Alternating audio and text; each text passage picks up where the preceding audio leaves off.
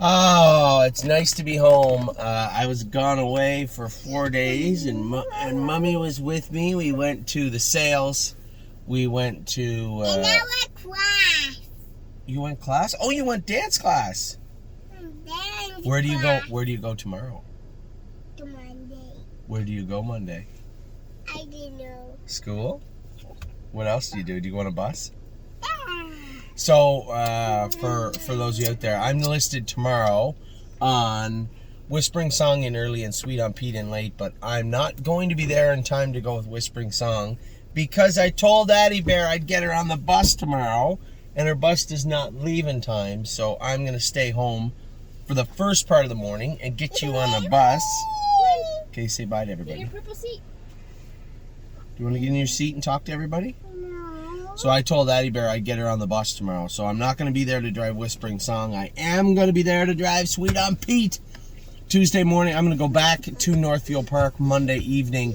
Tuesday morning, I'm going to try and get some. I'm going to try and get some of the babies jogged. We went with yesterday. Man, what a what a show that was with the babies, man. That's all right. Leave her there till the kids get in, honey. It's okay. Oh, okay. Addie, we're going in a second to see Tiger. Get in your seat. Let's go give Tiger some carrots. So, He's waiting. Addie, get in your seat right now, sweetie. We're going in the car. Get. Hurry up. Hurry up. So, I'm going to quite a show we put on yesterday with the babies. You know, that might have been the first time in a long time that I can remember that not one horse kicked. No, you were such a butthead. Get up and get in your seat, you butt. Not one horse kicked. Not one horse acted up. Not one horse was bad. In fact, not only were they good, but they all looked good, too. Every year, we're like, when we get this horse shot, or we get this horse castrated, or when we get this horse something, you'll see them come around.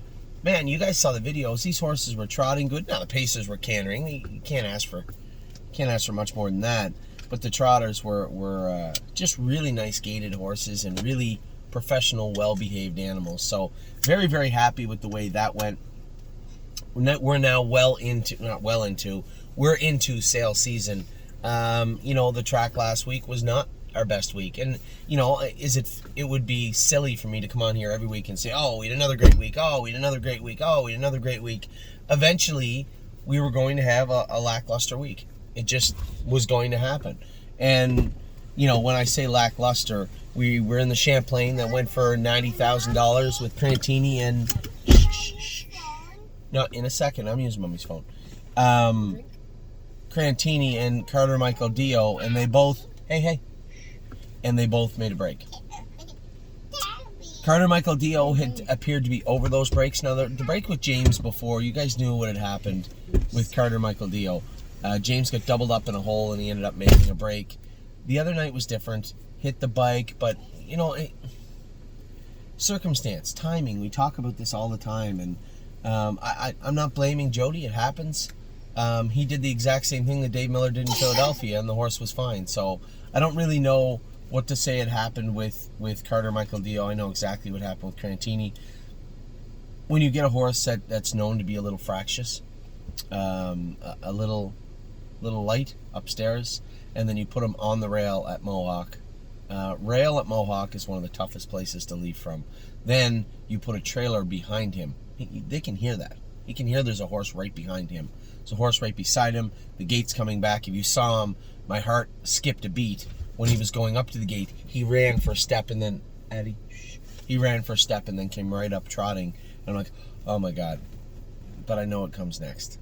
He usually repeats it, right? A lot of the horses will do that. And he ended up unfortunately making a break. So a tough week in that regard. It wasn't all bad. I mean, Five Fish Species had a decent outing. White Tiger was exceptional this week. White Tiger's never been better than he was this week. He was awesome. And you can see, 6 years old.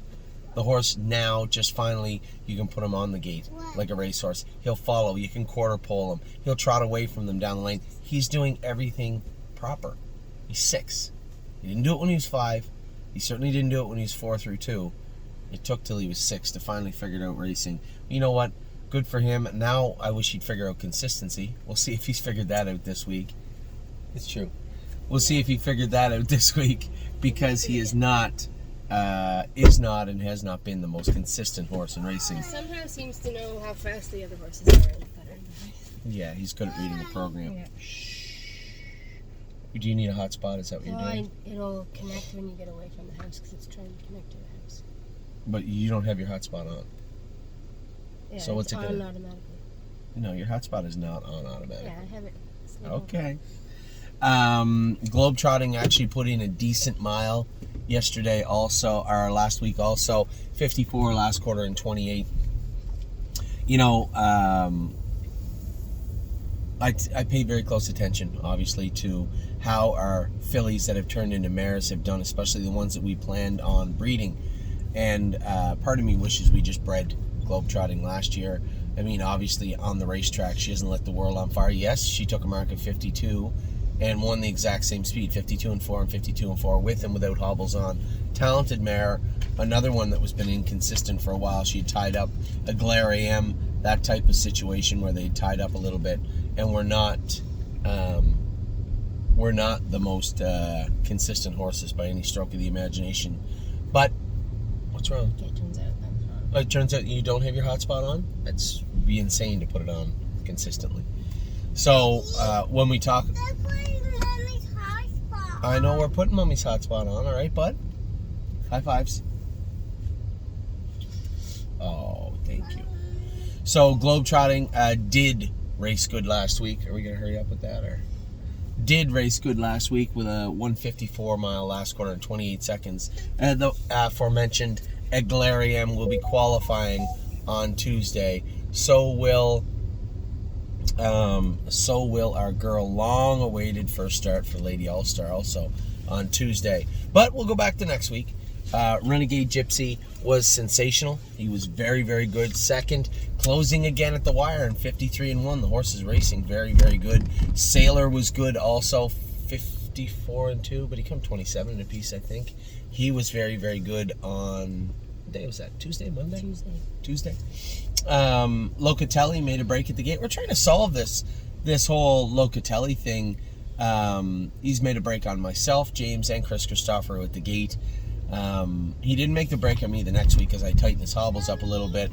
But I know it's been bothering Harry Poulton as to why he made the break. He called me. I still remember this and have a lot of respect for our trainers. You know, Harry Poulton's been around for a long, long time.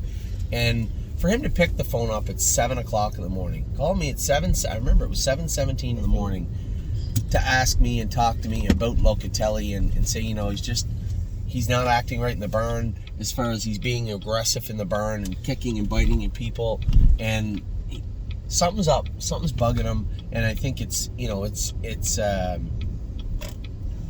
I think it has something to do with what you're seeing on the track, right? Part and parcel to that. Is it the chicken and the egg? Which is it? Is he acting bad in the burn because of the way he's acting on the track, or vice versa? I would say the latter. So Harry had him to the vet. We'd done a little bit of vet work on him. He's in to go this week with Chris Christopher driving him. Now he's in with White Tiger. I had sent a very polite message to the race office the other day. Yeah, I will say this about Tony O'Sullivan. He picks up the phone, he calls, he listens, he's easy to work with, and he's got a very tough job. He's trying to fill up a race program with horses he doesn't have. And I will commit, and we will commit as the stable, to helping the race office fill those lines, fill those cards up. I would again ask that they have a list of horses that fit classes in Ontario. From my standpoint, I can't in good faith ask you to purchase horses that we don't know will get in. How can I do that? How can I send out a video to you guys saying, hey, we're going to buy this horse, we're going to race him at Mohawk, without having the confidence he can race at Mohawk, because there's no class for him or her. So we need to have a running list of what is in it. And that isn't my thought process. That is an absolute 100% necessity if we are to do business in Ontario properly moving forward. And the fact that we don't have it yet is still mind-boggling to me. But nevertheless, it's never too late to get it done. And we have the tools. Track It is already there. Most people use Track It. For the people that don't use Track It, you simply ask them to use Track It and add their horses. subtract their horses. I'll happily do it. Jason, Harry, everybody will do it. It's one of these tools that we're going to need to start utilizing, right? It's not going to happen overnight, but it needs to happen moving forward. So, as I said, I had sent a message off to Tony and said, listen, I don't want my horses racing against one another. You can move them around. I trust your judgment. If Globetrotting's going to race a class above or a class below, if you need be, to ensure that we get a race, to ensure that your classes get filled, but also to ensure that my horses don't race against one another, then that's fine. And I know there's other trainers where their horses race against each other, and that's wonderful, but I'm not one of them. This isn't our barn. Our barn is not racing against one another unless it's a stake race or it's an absolute certainty. I think in the case of Globetrotting and Sailor, the class may not have gone if you didn't use them both. All right, fine. Right? I'll help you, you help us. For the most part, I do not want my horses raced unless you absolutely need them to. And there's lots of times when they don't need to. Addie Bear, can you turn that down just a little bit? Thank you. No idea how she knows how to do that. I can barely know how to do that. Resolute Bay was exceptionally good also. Just jogged and 53 and a piece. And Amy and I were talking about the other day. Horse has come a long way since he was in the Prospect Series as a 2-year-old. He was also eligible to horse racing as a 2-year-old. And I told everybody, he'll get better. He'll get better. His breeding will come out. He's very immature. Once he learns how to do it and his body can support that, you're going to see a nice horse. And we're not always right, but we were right in this regard. Man, oh man, what a nice horse he's turned into. Red Overbach. Although he was beaten, I think it's important to say it. People forget this sometimes. He was beaten by aged horses. He's a 3-year-old. He is going into the super final. He is going into the last gold at Mohawk. And quite frankly, today is a big day because I want to talk to Harry Polton about Nothing But a Dreamer. I thought it was a slam dunk he was going to the last gold, and after there, go to the super final. Maybe not so now. We have to be able to change direction quickly. And after a pretty lackluster mile the other night, yeah, he scoped a little bit of mucus and, his GGT was high, but can we fix that for the finals and super finals? Can he go in, can we or him go in with confidence that he'd do well in those races off of that performance? I'm not as sure as I was the other day. So I want to talk to Harry and see if I can get a better idea of where he stands. I think I already know. I'm pretty sure he said semifinals and finals the other night off the cuff, knowing that I understood exactly what he was saying. Harry's one of those guys, right? He'll say something in the middle of a sentence that means a lot more meaning than he alludes to it meaning. I said to him, well, he goes, oh, we'll have him cleaned up for the semifinals and finals. I know what you're saying. You'd rather not race him in the last call than the super final, which I given last week, I'm not so sure he'd be wrong about, right? Pretty hard to think he would be. We had lots of horses making their first starts also. Merchant Man, first lifetime start, 57-4, I believe, the other day. A good mile for him. Pretty fast first race for Merchant Man. Matt's MVP was very good. You guys knew everything surrounding that horse. The fact that we had him ready earlier on, and he wasn't sound. And this is what I love about our group too. Not one person tried to rush him back. Not one person was upset that we gave him time off. Because as I explained to people, this isn't something that we can just vet away. It isn't something we just had the vet go in and work on him and he'll be sound. These were physical immaturities that he had to get over. His knees had to fill in, had to cool down. Man, what a nice horse. James drove him aggressive the other night. James drove him like he was the best, which I love to see, except when they're not the best. It's not as good. But he raced very, very good. Out of the 10 hole, did it. You could tell the horse raced as hard as he could. A mile in 56-3, 56-4. Great mile from him. It's not hard to see that this horse will be a very useful horse for us moving forward. And quite a transformation from his 2-year-old season also. Now you guys are starting to see how horses can change seismically from 2 to 3 to 4 to 5, even to 6 in regards to the White Tiger. Although he didn't change seismically, he's now turned into a well-rounded racehorse. And it takes time, but you need to manage them properly. You need to understand their strengths and weaknesses, and when their weaknesses start to outweigh their strengths, you have to make a decision. Rest, stop, one or the other, usually one of those two paths. So although we didn't have a great week at the track, we didn't have a horrible week either. Even last night, I will tell you this will be the last time that Sintra ever races against Tattoo Artist for us. The next time he draws in with him, I'm scratching him. I'm not going to hurt a horse. I'm not going to have him go to the well. Like, Sintra was a well-beaten animal last night. We didn't buy him to race against Tattoo Artist. Tattoo Artist is worth 10 times what we paid for Sintra, or more, maybe 20 times what we paid for Sintra. And to have him race against that horse is unfair to him. The next time he draws him in the class like that, he's being scratched. I know he made a lot of money his last 5, but take away the win from the Gold Cup, which is not against Tattoo Artists, by the way. Take away that win, and he's middle condition horse, upper condition horse.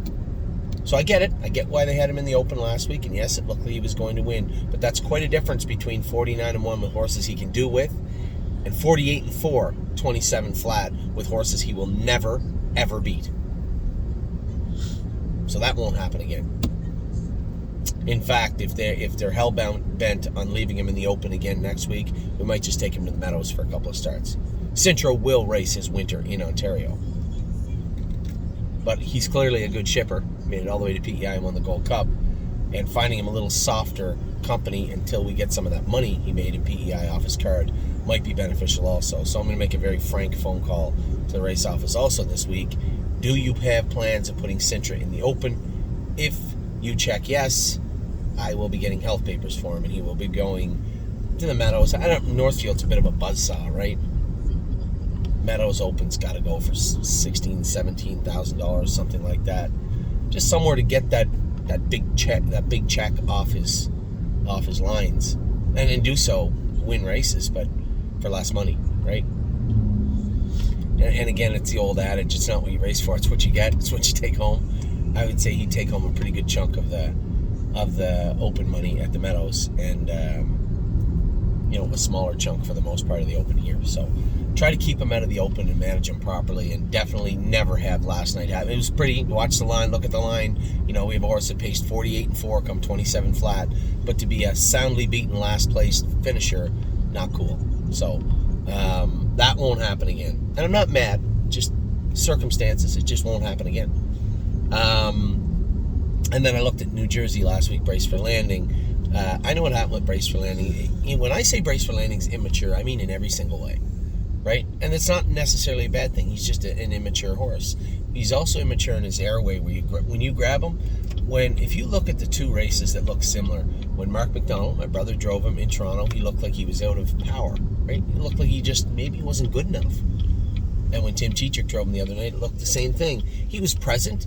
He raced good. But did he race really good? Okay. And the night I raced him, he was coming in off 3 weeks. And it's not, I just know the horse better.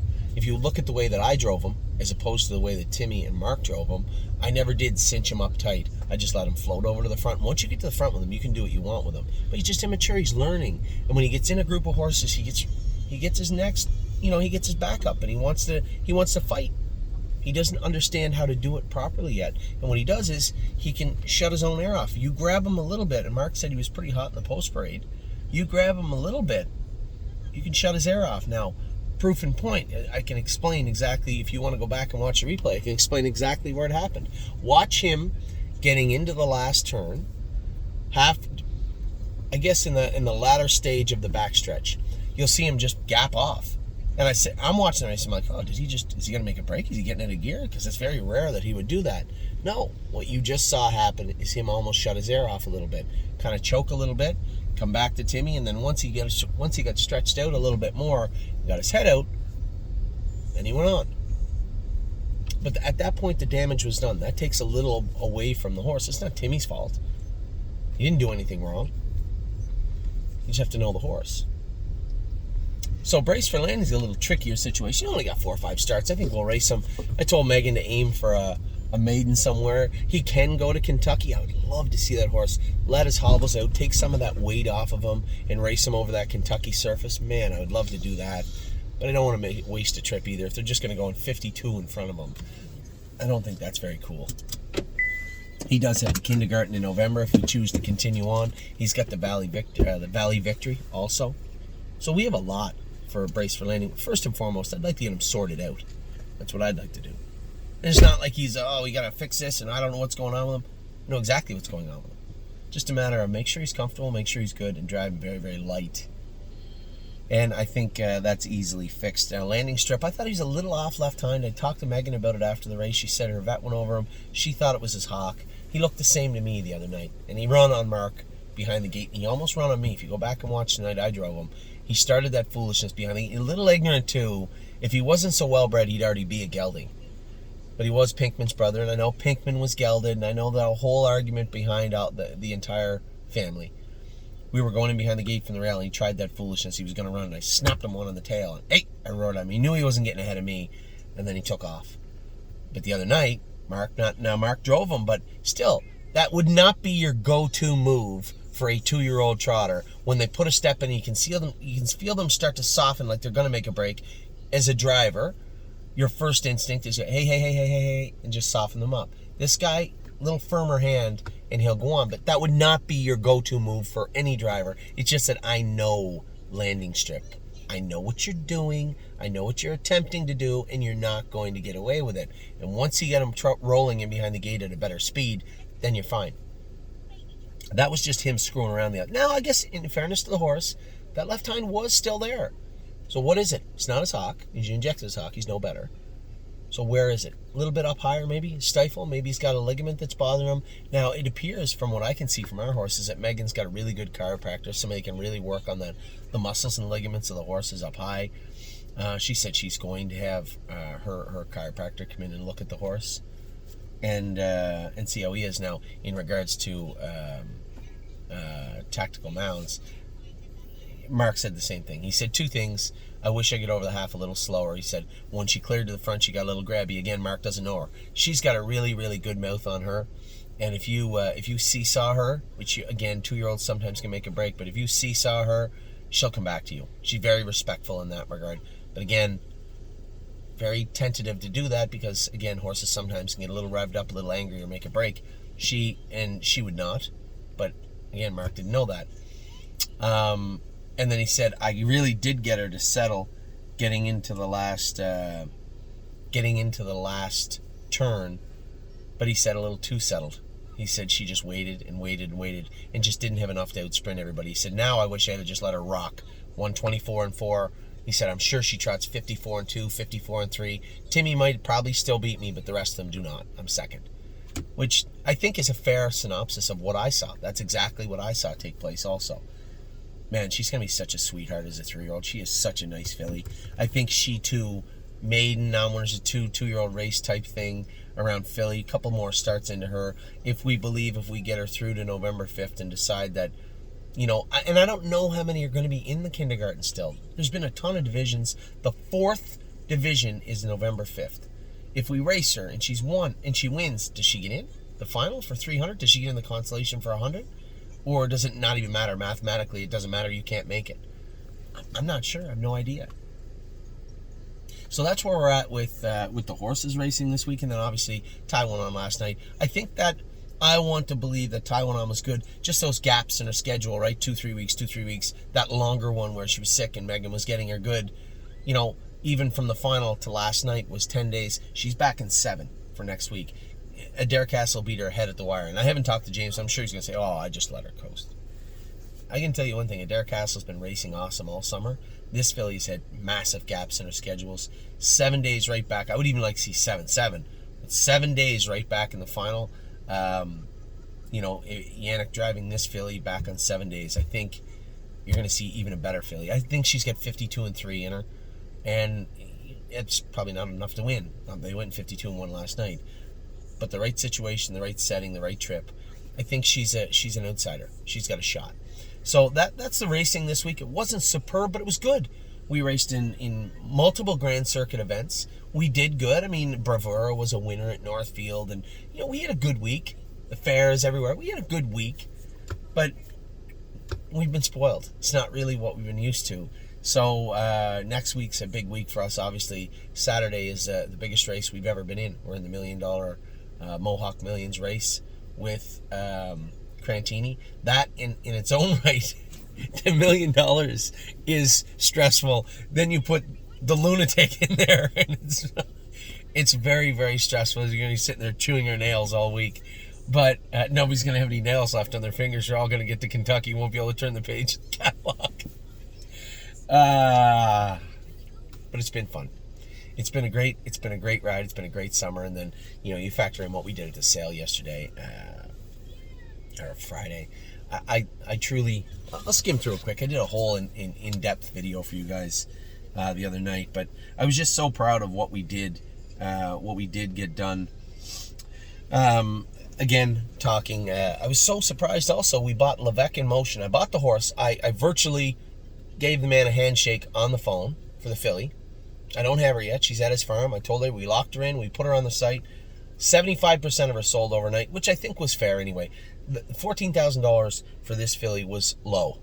Was very, very low. The only reason I didn't pull the trigger then, because she was number one. I had 276 horses following her. And 50 I was looking at. If she'd have been number 35, 100% she's coming home with us. But she was number one. So we ended up buying Levesque in Action. I'll give you a quick little rundown. Again, out of a sister to Action Broadway. Very good family. But again, I'm always going to lean towards the individual. She is a nice looking filly. She was on my list. If you go back and look at the video I made before the sale, as the sale was about to start, she was number 6 on my entire list. I had a top 5 list and I had to put 6 on it because there was just so many I liked. And she was my 6th horse. So a very, very nice filly in that regard. Happy to have her. Irresistible Sun was my top colt of the entire sale. And that says a lot because he was a Triumphant Caviar. It says a lot when my top pick is by a sire I don't necessarily drift towards. A sire that I'm not a huge fan of. And I know in the second dam, a TC Queenie, 419,000, a mark of 53 and a 5/8. And by the way, a Triumphant Caviar. So it wasn't that we were lost and just picked a horse out of a hat. This was my number one pick for a number of reasons. After jogging them all, if you guys want, it's pretty cool. We get them all broke and all jogged on Saturday morning. Bought them all on Friday. You can go onto YouTube and look at all those horses jogging. Born to Dance, a horse that we saw when we got to the sale. And I wasn't leaning towards pacers. I never do. But we bought 4. And I just thought they were 4 very, very good very, very good purchases. Born to Dance was just an exceptionally good-looking individual. Again, first crop sire. If we're going to take a run it down by the seaside, it's pretty evident to me that it wasn't going to be done by somebody a sire in Ohio currently. I thought that looking at those 2 first crop sires, Lather Up, who we bred our mare to, and Dancing Yankee, another first crop sire, that we had a better chance. So not only did we buy 2 Dancing Yankees, but we bought 2 down by the seasides also. First Dancing Yankee was Born to Dance, just a gorgeous horse. Second dam made 656,000 or something like that. Nice horse. Now the most perplexing part, probably one of the most odd things I've seen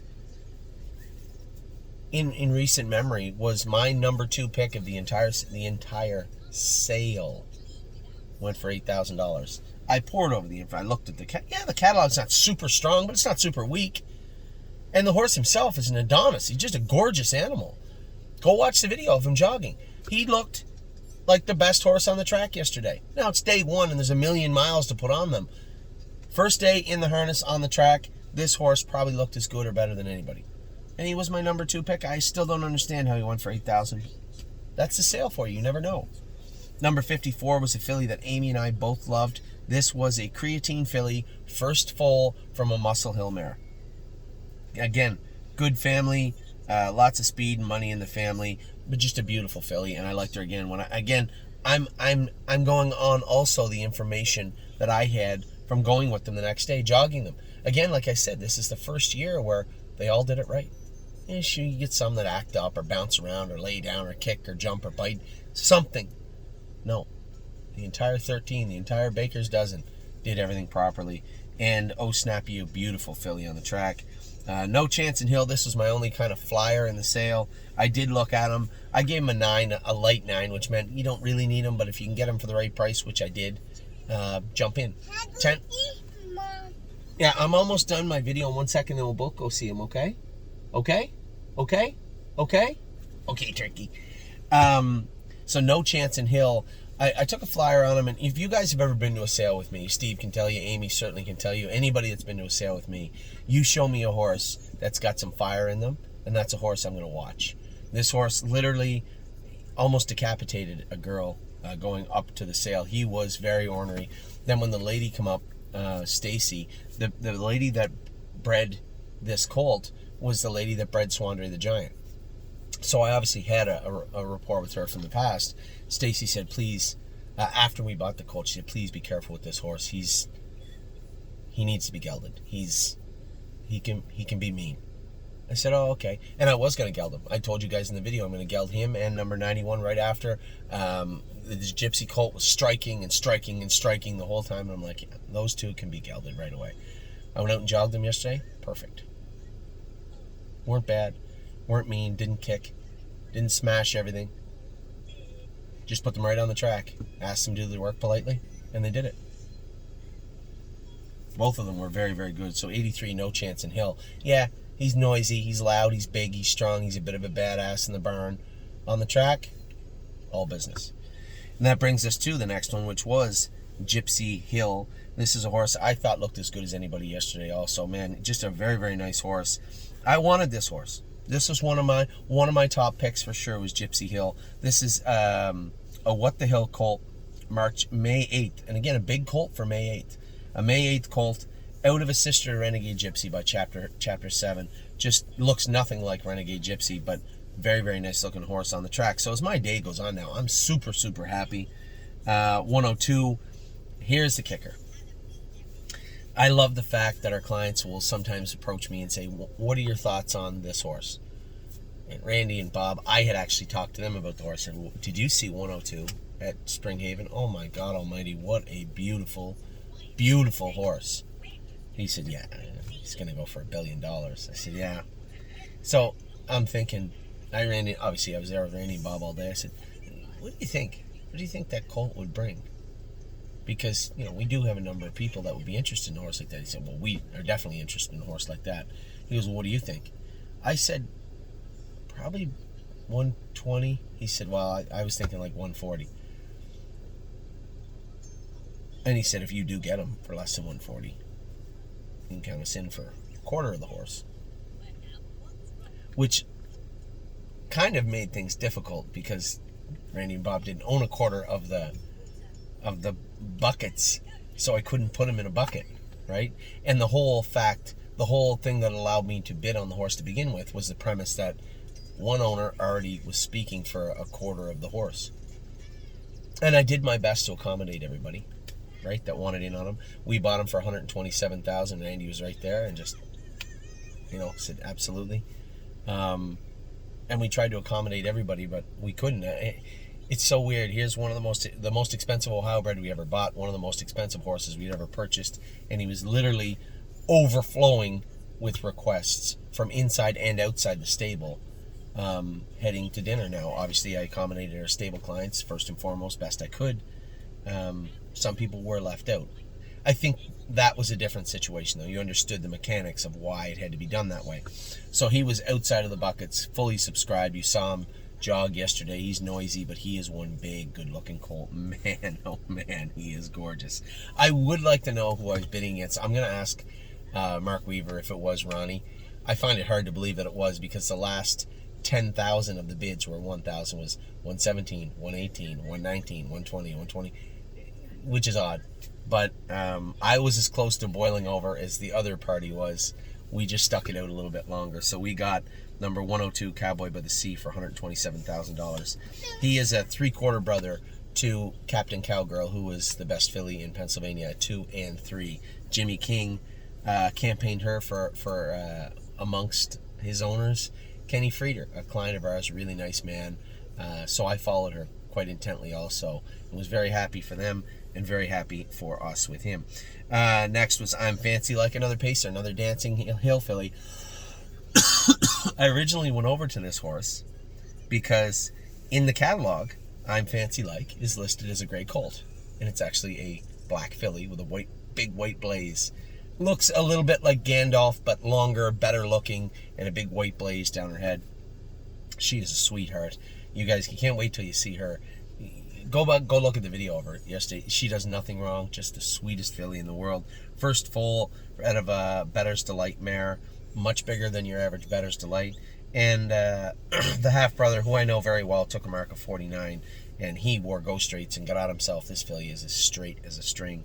So I like everything I saw with I'm Fancy. Like, just one of those situations where, yeah, I want her. Yes, that's what she's worth. Thank you very much. It was, I think, fair market value for her. 166, myself in the bar.